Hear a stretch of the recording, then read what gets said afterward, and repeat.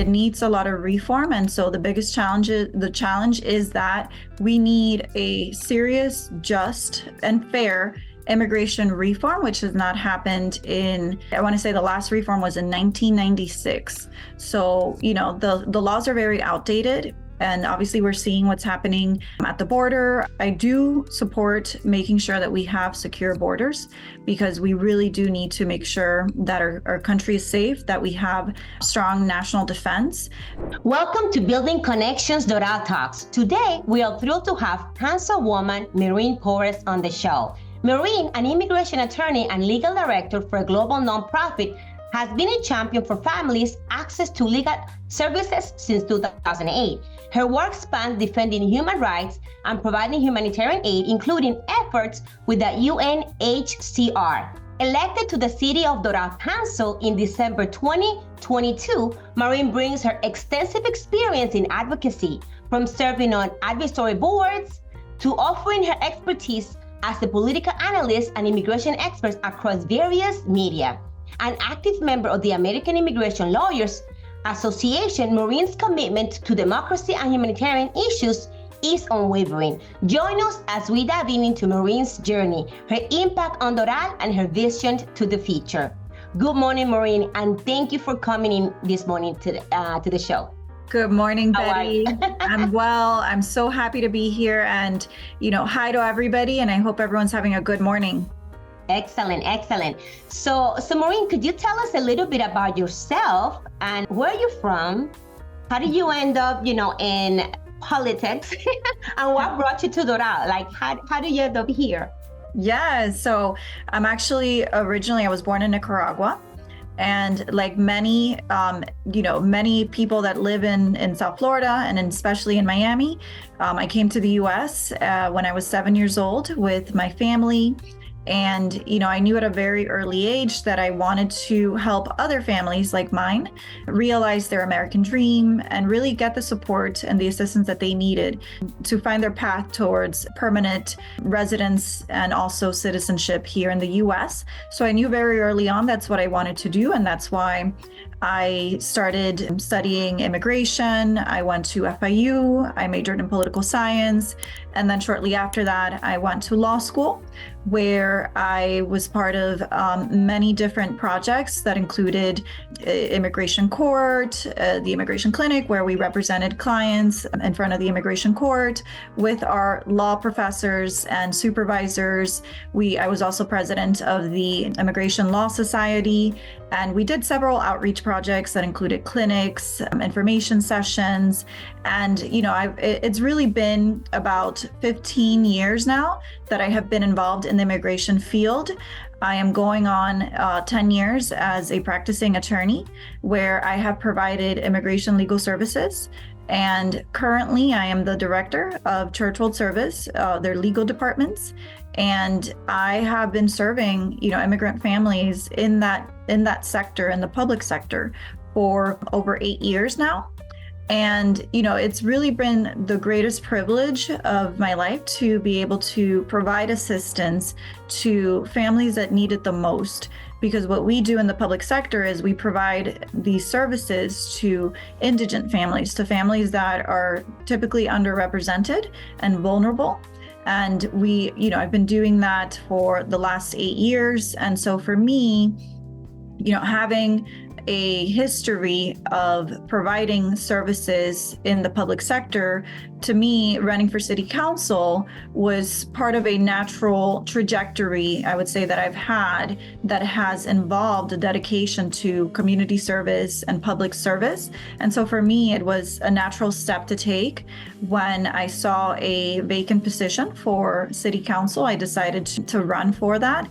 And, here I am now, and, I'm happy to say that I continue my community work, and now it's at a different level. It's at the city level, and I'm proud to represent the many residents that our city has, and also the businesses that are in and part of our city, as well as our visitors. And I think we've done a really great job over the last year, and I'm excited to do more. No, well, thank you so much for sharing out. What a wealth of information and knowledge. And you know, you look so young. You look like you're in your 20s. No. And you know what? I want to vouch to what you just said, because I remember how you worked so hard to get to the position that you're in, because you went door to door here in Doral. And I remember you coming to my door. Yes. And that's why we got to know. That was our first interaction. And I could feel through just you, like the genuine in you. And I was like, I really commend you. And we even took a picture. I hope I can find this picture. Oh, I have it. Oh, send it to me. I will send it. Yes, because I was really impressed, you know, when you come to the door, you know, very humble, and you didn't come demanding or talking about your greatness. You just came and showed like, I really cared, and I just want to let you know that I am here and I'm trying to get this position to serve you. That's what I got from it. And I just say congratulations to you in winning, and you're doing a great job. And that's what I want to touch bases a little bit with you. But before we get there, I want to ask you, I want to go back to what you were just saying about, you know, the humanitarian work, especially with the UNC HCR. What challenges have you faced in this work, and how have you been able to overcome them, if you could remember something specifically? Yeah, so the challenge is that the biggest challenge, I guess, in my profession, which is immigration law, is the laws themselves, right? And that's actually what led me to run for office in the first place, where, you know, I was doing everything that I could for my clients and within the law. And, you know, we really have an issue with our immigration system. It needs a lot of reform. And so the biggest challenge is that we need a serious, just, and fair immigration reform, which has not happened I want to say the last reform was in 1996. So, you know, the laws are very outdated. And obviously we're seeing what's happening at the border. I do support making sure that we have secure borders, because we really do need to make sure that our country is safe, that we have strong national defense. And we also need to think with common sense. We have, you know, an influx and overwhelming of our systems, of our immigration systems. The immigration courts have an overwhelming amount of cases. The immigration offices have an overwhelming amount of cases. And so we need to think about how we can fix that and how we can mitigate a lot of the things that are happening. So, you know, for us as not just attorneys, but also just people that live here, I think that we need to push for better laws. I think we need to push for, you know, better reform so that we can provide the tools that are necessary to our border patrol agents, to our immigration officers, to our asylum officers, so that they can properly do their job and make sure that they get the support that they need. And so that has been that's been the biggest challenge, working with an outdated immigration system.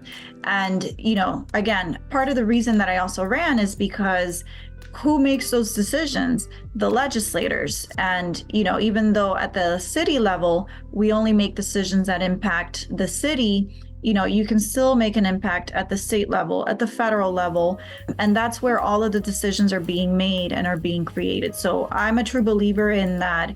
If you want, you know, to see the laws changed, you need to be involved. And the best way, in my opinion, that I can be involved is to be sitting at the table where the laws are being made.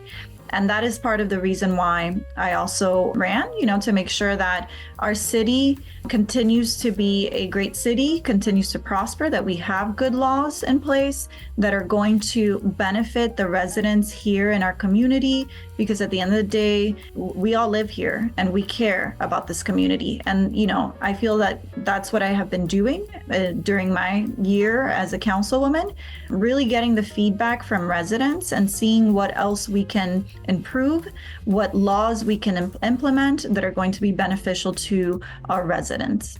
That's good to hear. And this ties with my next question about the media presence. So as a political analyst and immigration expert, you've contributed to various media platforms.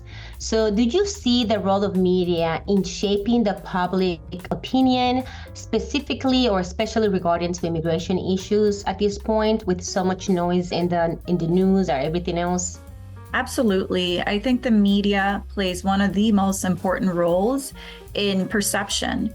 And, there are some media that I would say, slant certain stories one way or another way. There's very few now, in my opinion, that are very neutral. And I think that that's very important for, I think, real journalists and anchors to provide the facts, right?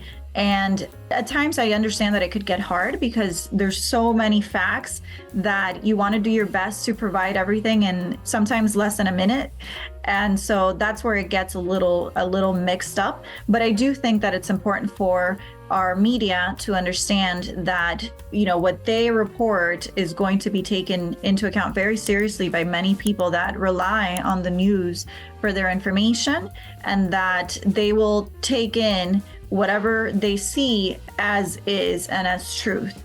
And therefore, I think they have a big responsibility to make sure that they're reporting facts and that they're being as unbiased, as neutral as possible. Definitely. And thank you for that. Real quick, calling all Doral professionals, entrepreneurs, and community influencers.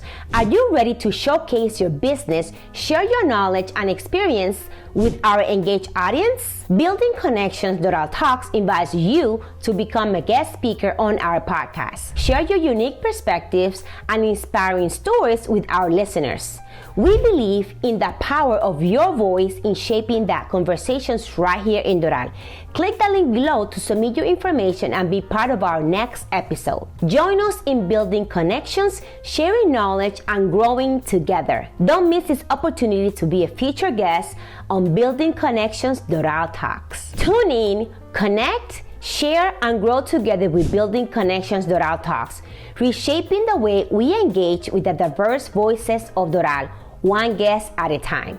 Doral Talks, your voice, our community. Click the link now on the show notes, the screen, or in the comments below, or just scan the QR code to submit your information as a guest. I hope to see you soon. See you in the next podcast. Bye. Let's pivot a little bit. So, because I know you have some great initiatives that you're working on that I kind of want to touch on it. So let me see where I like to begin. Yes. So I know that you have, let me see which one is this. This is the plastic-free city. So the plastic-free cities initiative is a step towards, the sustainability. Can you share what personally drives your passion for environment causes like this one? Yes, absolutely. So, anyone that lives in Florida should be aware of all the different dangers that we face and how vulnerable we are to things like climate change, sea level rise. Because we are in Florida, we are actually one of the most vulnerable states for this. And I'm embarrassed to say that up until a couple of years ago, I wasn't aware of the different issues that we're facing in Florida. And so what I decided to do was make myself aware and educate myself. And I joined an environmental leadership course called CLEAR, which was provided by Catalyst Miami, which is a nonprofit organization that provides a lot of environmental leadership that was actually started by our current county mayor, Daniela Levincava, who has historically been a steward of environmental issues. And so that was a 10-week course where we learned about the different types of dangers that we were facing here in Florida.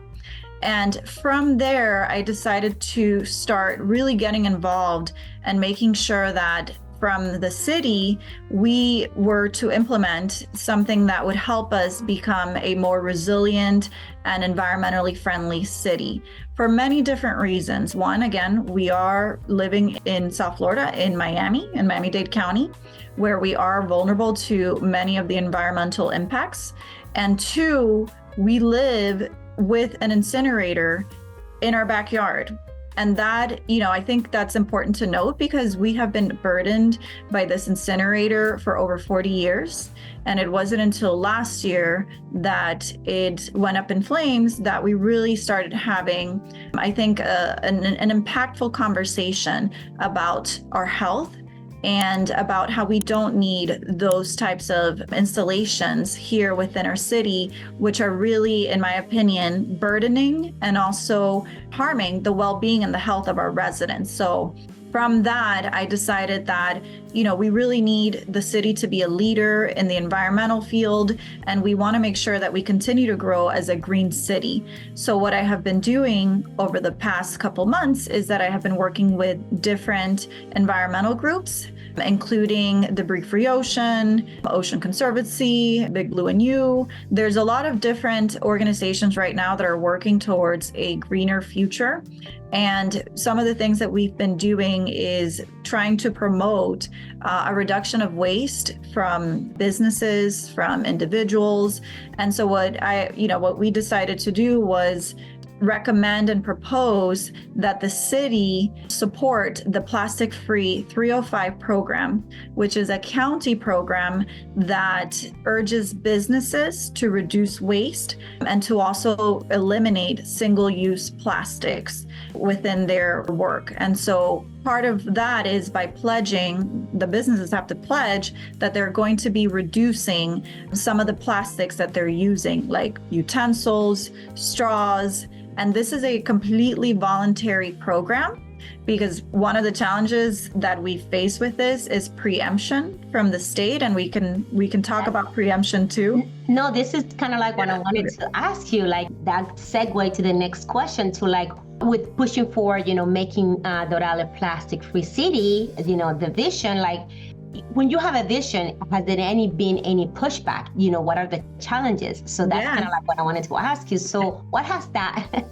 been for you? So basically the state has a ban. It bans the local levels from passing legislation that would ban plastics, essentially. So that's called a preemption, and the state does it very often in different areas and industries.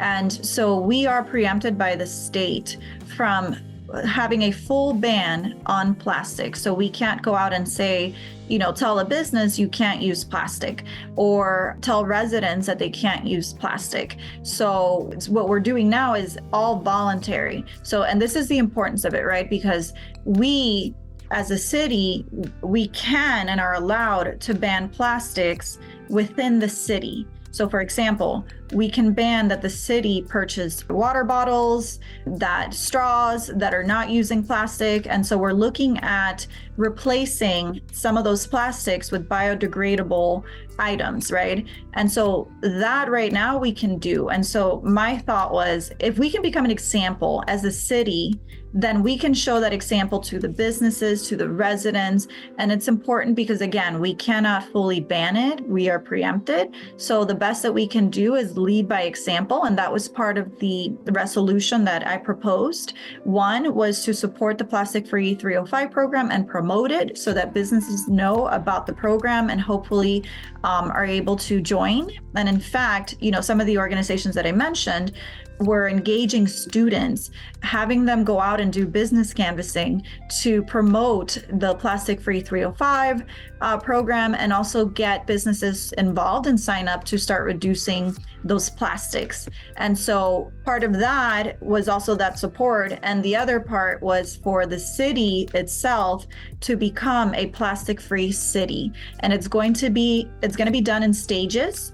For example, the first stage could be, reducing all water bottles, removing all water bottles and replacing them with let's say canned water, because that's also something that is an option and exists. And so what we directed the city administration to do was create and implement a plan that would lead us to eventually reducing all plastics in the city of Doral.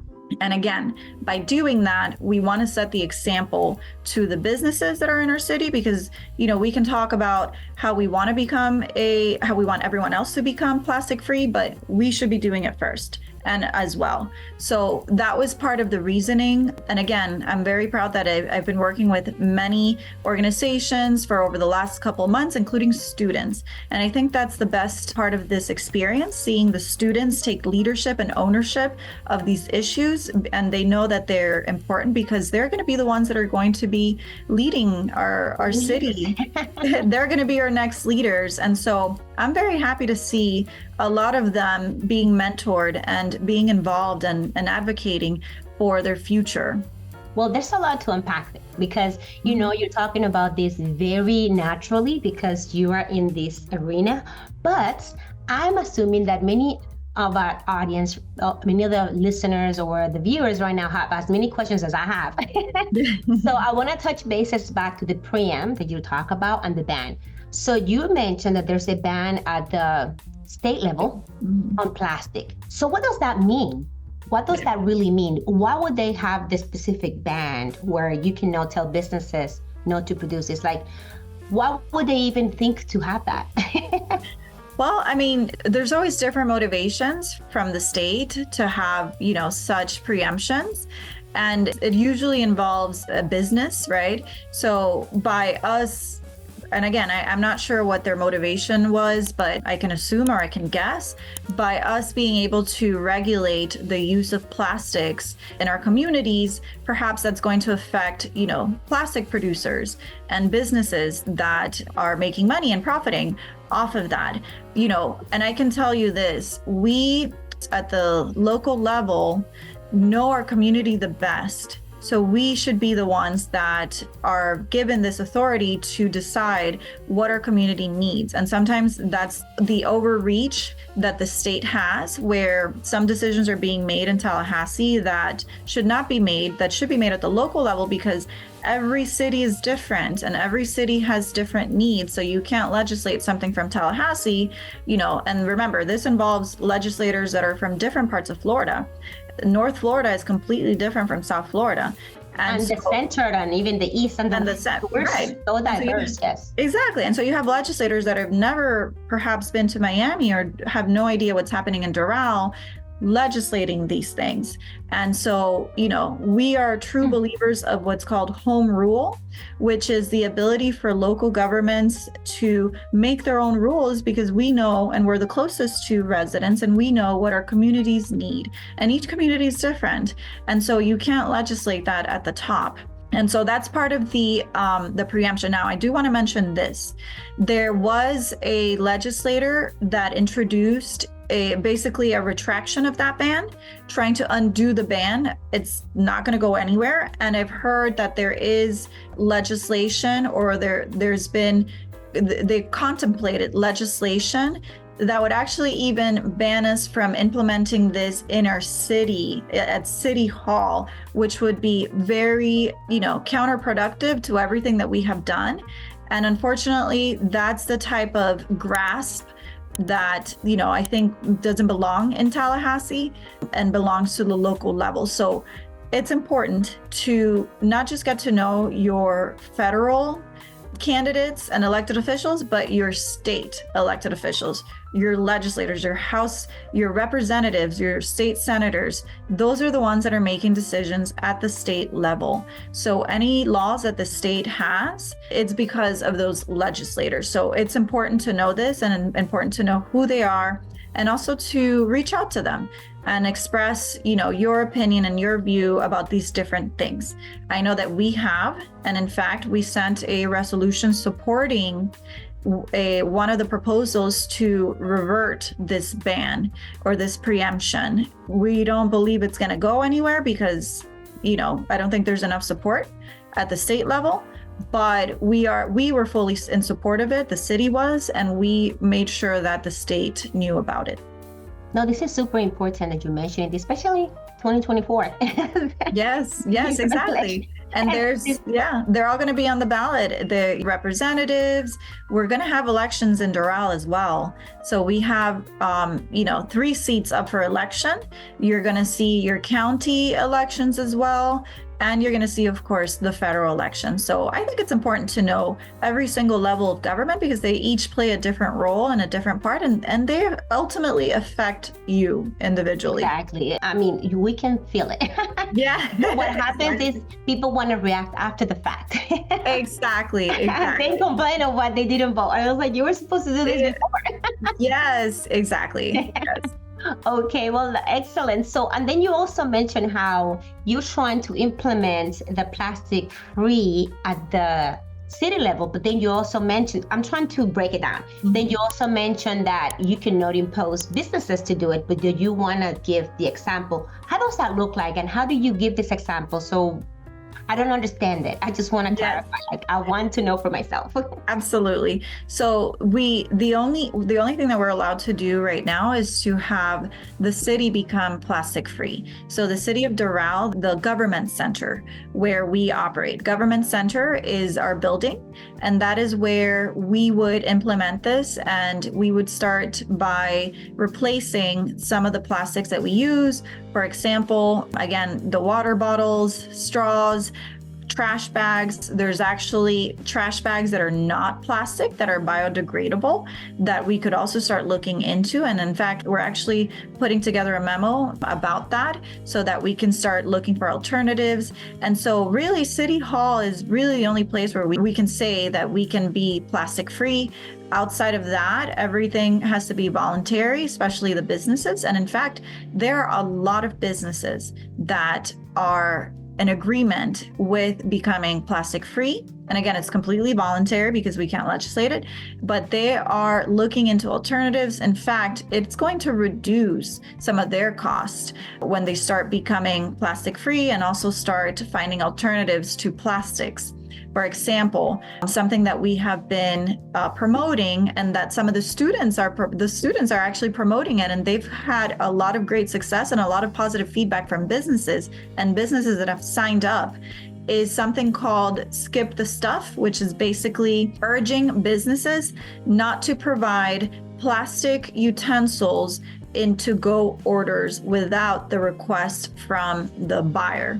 So when you place an order at a restaurant to go, they automatically put in plastic, utensils. Sometimes you don't use them. And it's the truth. Sometimes you discard them, you throw them out. So what they're promoting and what they're proposing is to not include them automatically, but only include those things when the caller or the buyer requests them. That way you're reducing waste. Yeah, that is very interesting because I do have like a little like drawer. A drawer Yes. full of them, and I was like, well, I feel bad throwing them away. Yeah. But I'm not using them like you said. Exactly. I'm gonna go for, I don't know, a picnic. Yeah. So if you think about it, it's also, if they stop doing that, it's going to reduce their cost. They're not using as many plastics, and us, the consumers, are not using as many plastics either. And so that's part of, some of the things that they're promoting and that we're promoting as well. And it's all voluntary. And again, the businesses agree to this because it's in their benefit too. They're reducing waste of plastics, and they're also reducing cost by not having to purchase a lot more. And also they're being presented with alternatives to plastics, utensils made out of different material that can be decomposed, and that doesn't have to sit in a landfill. Again, we have a landfill in Medley, but that's practically next to us, and we have an incinerator where all of our trash goes. So bringing education and conscience of the waste that we produce and how it all gets processed, and how we literally live next to an incinerator and a landfill, really becomes eye-opening to residents and to businesses. And that's what we want to promote. I really love this initiative that you have going. Seriously. I mean, and as I'm talking to you right now, I'm learning more and more. I even want to become part of the, go out there, part of the volunteers. Yes, I would love to do it. So part of what I would love to do is, this was just the beginning. I want to create a big campaign where we are going to businesses, where we are, doing more. And I would love a lot of participation. So Betty, you have to join us at the next one. Yeah, you have to tell me in advance. I will.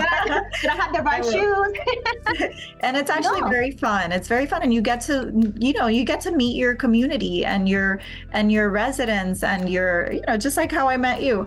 And so, and you get to see what businesses are like and what they're doing, and you really create that bond that I think helps us become closer as a community. So I love that. It's really nice. Part of this podcast that's the name.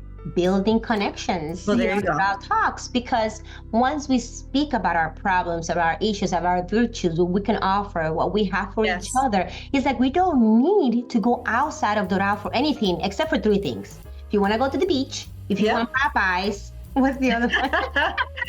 And there's another one. Yes. And if you need a Target, but other than that, you have everything right here. So That's exactly right. Yeah, bring a Target and a Popeyes. I know you cannot bring the beach.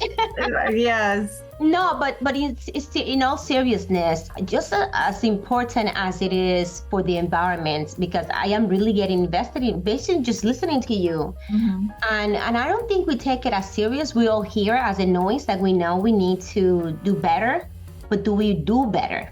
We know we need to do better, but we have to actually do it. Just as important to my next question, which is safety for our students, because you say you involve them. So safety and speed cameras in our school zone is crucial. And I'm telling you, because I live right by two schools. Wow. Orlando Espinosa and Tony Bilboa, they're right here. And sometimes, I see people going way too fast. What prompted you to move to introduce speed detection cameras? And how do you believe this impact our community's well-being? Yes, and that was also another great initiative that I had, which was, making sure that we strengthen the safety of not just our community, but specifically our children in schools. And, that's something that even before becoming councilwoman, it's something that I advocated for and that I wanted to make sure to continue within my role and make sure that we strengthen not just our education system, but the safety, right? We always talk about strengthening education, but what about the safety? We have to make sure that that also gets included. And so last year in May, I proposed a resolution to support a new law that came out of the state that would allow municipalities to install speed detection devices in school zones. And immediately I knew that was something that would benefit our community and something that I wanted to see in the city. And then once that law passed and was signed, I was able to again introduce an initiative to start thinking about how we're going to implement it, where we're going to implement it. And so what we've done since last year that I introduced it is that we are conducting a traffic study, because it does require us to determine exactly where the need is, right? And so we're conducting a traffic study in all of the schools to gauge exactly, how fast cars are going especially during school times and school zones. And from there, we're going to be determining which schools will need it. Now, what this does is it allows us to essentially set up a speed detection camera that's going to ticket anybody that's going 10 miles or over the speed limit during school session.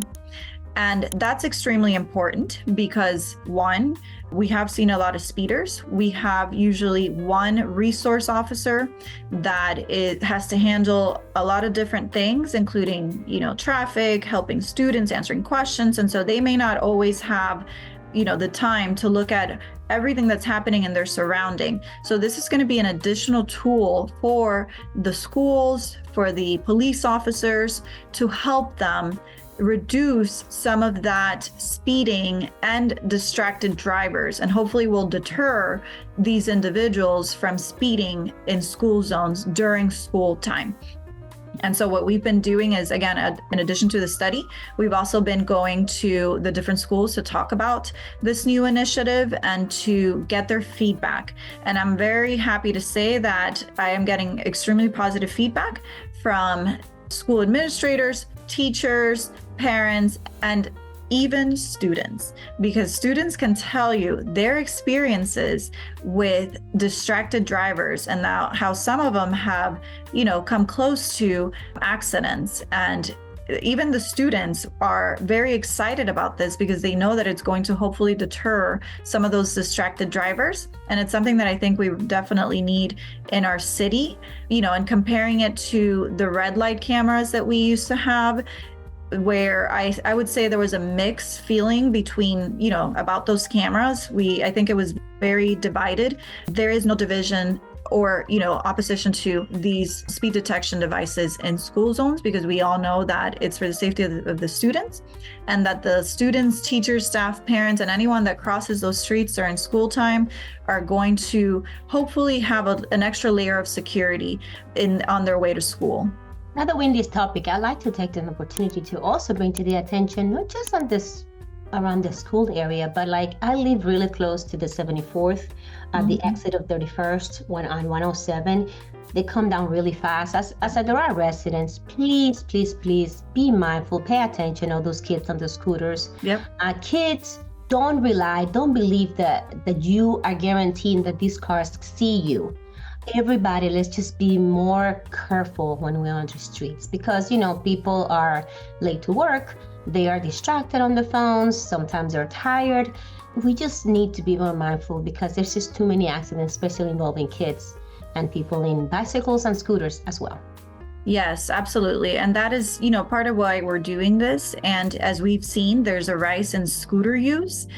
A lot of students, a lot of kids rely on using their scooters to get to and from school. And so, part of one of the initiatives that Vice Mayor Oscar Puig-Corbe also passed was scooter safety, because we wanted to make sure, and he wanted to make sure, that we knew that students and people that were using scooters knew about the safety rules, because we're seeing such an increase of those scooters, and we're not just seeing it during school time. We're seeing that used during nighttime. They use it to go to work, they use it to just travel, and that's just a form of transportation that has been increasing here in the city. So we want to make sure that everyone's practicing, safety, and also the that drivers are aware that these individuals are in scooters, students are in scooters, and that they need to take precaution and they need to be careful. And I think that we can thank our police department, because they have been doing a great job in managing speed, in managing illegal parking. And so, they're really taking a big step towards curbing a lot of those things that we're seeing. But, anyone that has feedback or, thinks that there's an area that needs a little more attention, they're always open to that, and they will go and look and make sure that, it gets taken care of. So, I want to also just open up this platform and, let the residents know that there is an open communication line, not just to the city council, but also to the police department. And they're very, very good at listening to any requests, any feedback, and concerns that the community has. So feel free to always reach out to us, to me, and to the police department. Oh, thank you so much. And those two initiatives by itself, there are a lot. So I don't want to take too much of your time. Looking ahead, are you have any other initiatives or projects that you're passionate about bringing to life in Doral by any chance? Yeah, so we are actually working on a couple of initiatives. We're specifically targeting different issues that we've been seeing from the city, from residents. For example, we are looking at tackling some of the condo and HOA problems that have been happening in the city. I think we can all learn from the events that happened in the hammocks. Unfortunately, that was very, very horrible, and it was a terrible experience. And I'm very proud to say that our legislators are working on reforming some of the condo and HOA laws. In fact, I was just in Tallahassee speaking to some of the legislators and just promoting some of the initiatives and legislative priorities that we have, and that I have as well as individual council member. And I spoke to two of the main proponents that are going to be proposing these reforms. One of them is, coincidentally, Representative Juan Carlos Porras, who has the same last name but no relation, and he's actually working on an HOA reform bill. And then I also spoke with Representative Vicky Lopez, who's working on a condo bill.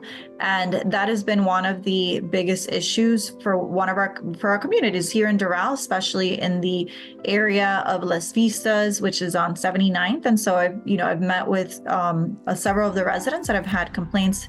And so what we're doing is we're working with the legislators, we're also working with attorneys, and we're working with any of the stakeholders that could help in helping and mitigating some of those issues. And so those are some of the things that I'm working on that are specific to certain areas. And then of course, we want to continue doing outreach. Something that I would love to do is to make sure that we are forming these community events. For example, we have done several community events where we've had immigration officials come to the city to talk about different immigration issues. I would love to also bring in different topics, not just immigration, but different topics that are affecting our community, including a town hall on HOA and condo reform. And so we're really just gauging the community and seeing what the needs are and what else we can do to make sure that residents have the support that they need, as much as we can provide them, of course, and also seeing what else needs to be done at the local level. And again, it may take us going to Tallahassee and advocating for some of these issues, but whatever it takes, we're willing to help support and push through. No, this is excellent, especially because it's so in the spotlight right now with what's happening. And the fact is that Doral communities all have HOAs except for one, Vanderbilt. Right. So we are all can be affected by it. Not that we have a problem, an imminent problem here, but it's just good to know that you have an eye and looking out, that they have an overseeing. It's not just right. like free will, because sometimes with that much power, people believe that they can get away with stuff if they're, being checked up on. So this is a great initiative. So like I said, I don't want to take all of your time. I'm almost done. As you look forward towards the future, how do you hope your efforts today will shape Doral for the next generation? Well, something I tell everyone is this. Doral is just such a great city. We were very fortunate, and I was very fortunate to inherit a good functioning, well-run city. And I actually moved to Doral about 7-8 years ago. And Doral's population has actually grew 70% in the last decade. So I consider myself part of that population growth. And I think that it's important for those residents that moved during the last decade to also have a voice and also make sure that they are contributing and that they are, that we're all together shaping the future of Doral, because I think that it's only going to continue to grow. And so it's important for me to bring in different voices and make sure that every community is represented and that every resident, including those that even just moved yesterday, are part of the future and the planning for the city. And so I've always taken an inclusive and collaborative approach, and I want to make sure that we continue to be a city that prospers, that has good public safety, very strong public safety, that we have very good community ties, that our departments continue to provide good services to, because we have really great departments within the city, like, all the different departments that are providing the different services, like public works, like a police department. We have obviously internal departments like IT and public affairs. And so we want to make sure that all the departments that we have continue to have the tools and the resources that they need so that the residents have those services, because that's very important. For a lot of residents. We don't want residents to be here without those services. And of course, we want to make sure that we continue being a city that grows, that has reserves, right? We're very fiscally responsible, and we have a lot of great reserves, but we also need to make sure that our finances are being managed correctly. And that's part of the work that we've been doing over the last year. And finally, something that I think everyone can agree on is that we want to make sure that the city continues being this beautiful city that has great parks. And I know that a lot of people are very excited to see Central Park opening finally. And, it is still on schedule to be partially opened this summer. and fully opened in December. So we want to continue, and my vision is to continue the great progress that's been made, prosperity, and continue being a city that is family oriented and that has great programs for everyone, because that's what we have. We have great sports programs, we have programs for our seniors, we have programs for our special needs community, and we want to make sure that we continue to foster those relationships and that community, sense of community here. Well, thank you so much, guys. You heard it here in Building Connections Doral Talks. Councilwoman Maureen Porras, she has the greatest, communities outreach that benefit not just me or you, but everyone. I mean, if you have the 305 green plastic city, right? Mm-hmm. If you have the speed and the school zones, it affects every one of us. Everything that you talked about, HOA, affect all of us. So you know now what's the initiatives from Councilwoman Maureen Porras. So please support her. Now you know a little bit more about her if you didn't know.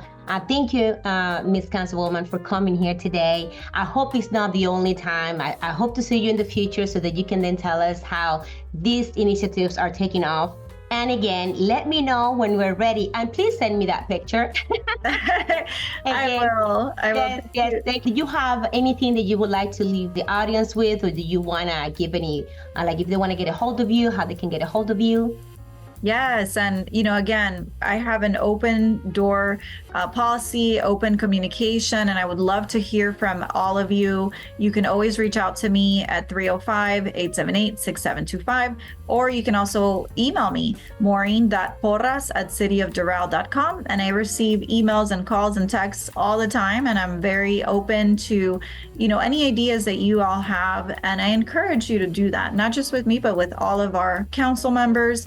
And also, again, your other representatives at the county and at the state level and at the federal level as well, because it really helps us know what you want to see in your community, and also helps know that you are involved.